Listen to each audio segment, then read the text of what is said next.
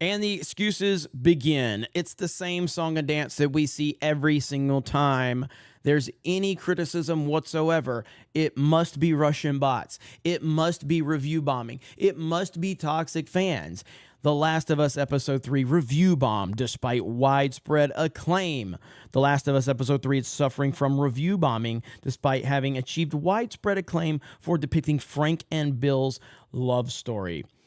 I will say, I do think that it does have widespread acclaim. There's no doubt about that. I talked about it in my previous video that it seems like I might be on the unpopular side of this, which is totally fine. It's not the first time I've had the unpopular opinion, and it won't be the last time. The difference is I don't have to play a fake victim when that happens. I understand a lot of people like this episode. And like I said it's a well-made episode. I said it's a good episode. And I saw a lot of people that generally would agree with what I have to say on my YouTube channel. Say, hey, I disagree with everything you said, Jeremy, yada, yada, yada. And I'm totally fine with that. But that still doesn't mean that you're not going to upset people in general. It doesn't mean that it's review bombing. It means that people didn't like it, and they're expressing their opinions. We see positive review bombing. We've seen negative review bombing. That's the reality of the world. But you don't want to sit there and weaponize positive review bombing. No, you don't want to talk about that. It's only weaponizing negative review bombing when you can build a narrative around it. And we see the media doing that all the time. So it says, despite widespread acclaim for its love story between Frank and Bill, The Last of Us Episode 3 is suffering from a review bombing campaign. HBO's Last of Us is a true-to-form adaptation. Oh, now it's okay to point out true-to-form adaptations? Wow, I thought that was toxic. I thought only toxic fans wanted true-to-form adaptations. But of course, this isn't a true-to-form adaptation because you changed a lot for Episode 3.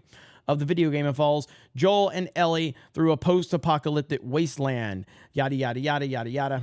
And then it says, however, Episode 3 represented a change in focus for the series as it followed Frank and Bill instead of Joel and Ellie. It narrates two men who survived the early days of the worldwide infection and came to fall in love during this devastation. And then it says, The Last of Us Episode 3 heart-wrenching explores romance in a world of zombies and devastation, and it has earned the love of audiences and critics. Unfortunately, it has earned the attention of review bombers who went to IMDb to hammer the project by providing over 27,000 reviews, rating the episode a 1 out of 10 at the time of this writing. The episode currently sits at an 8 out of 10, significantly less than the first two episodes, which holds a 9.2 and a 9.3 respectively. So it's got an 8 out of 10, and you're crying. You're crying because it has an 8 out of 10. Holy shit. This reminds me of Ryan's Batman review, where he gave it an 8 out of 10. He had some criticisms, and the internet said he hated it. Holy shit. One of the many reasons that the episode is earning love is that The Last of Us avoided anti-gay tropes by depicting a gay love story without unnecessary tragedy or violence against the central characters. Instead, Bill and Frank are allowed to grow old together and go out respectfully, even amid an apocalypse. Their love story spans practically the entire episode and is the emotional undercurrent of a major arc in the show, and it's why reviewers are lashing out. Many of the comments of the episode speak about the episode's agenda, pandering, and alternate motives, and are largely driven by blatant homophobia. There you go.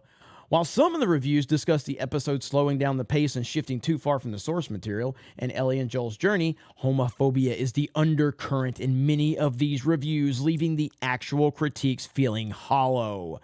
The Last of Us Episode 3 changed expectations by providing a new way of looking at the apocalypse, so there is some cause to anticipate the massive backlash, but not the extent of it. However, with over 50% of reviewers rating the episode a perfect 10 at the time of the writing, so positive review bombing. Can we just call that positive review bombing? So it's okay when 50% of the ratings scored a perfect 10. That's perfectly fine. No questions asked. Just consume, don't ask questions, wait for next product. But when there's a bunch of one-star reviews, that's automatically review bombing. That's automatically negatively review bombing. Got you. You see how the media does this? This is why they are terrible people and no one believes them. Why review bombing is on the rise. The Last of Us isn't the only piece of media to be review bombed, and it likely won't be the last. The Rings of Power suffered a review bombing campaign aimed at targeting its diverse cast and feminist representation. Mrs. Marvel, She-Hulk also suffered from review bombing, leaving Ms. Marvel with a 6.2 overall rating on IMDb with nearly 20% rating for the show's 1 out of 10. And She-Hulk Attorney at Law has a 5 out of 10 with 30% rating for the show, 1 out of 10. The Last of Us Episode 3 is still thriving despite review bombing, which is a great sign for the project as a whole. So there you go. So this happens every single time. Like, again, it's not, it doesn't affect me at all to say that I think that most people enjoyed this episode. I do. I think most people did enjoy the episode. A 10 out of 10, 50% of the audience giving it a 10 out of 10, that's a bit questionable. But I still think the majority of people enjoyed the episode. It doesn't mean that everyone did. And clearly it's a divisive topic, and you are straying away from the main story in order to tell this. And that was my problem with the episode, was that you basically abandoned the story at hand so that you could tell this isolated story that you couldn't. Neil Druckmann and his crew, they couldn't do their all pro gay stuff in the Last of Us at that time because it wasn't universally socially acceptable, because they don't actually believe any of the stuff that they say. They just do what's convenient. And right now it's very convenient for them to go ahead and take this opportunity to change Bill's story, abandon his story in order for them to push their agenda. And yes, they did a good job of what they did within the episode, but it doesn't benefit the overall arc of the show, in my opinion. And so that was the problem. And this is a problem with Hollywood in general. And clearly, there's a lot of people that agree with that take that I had.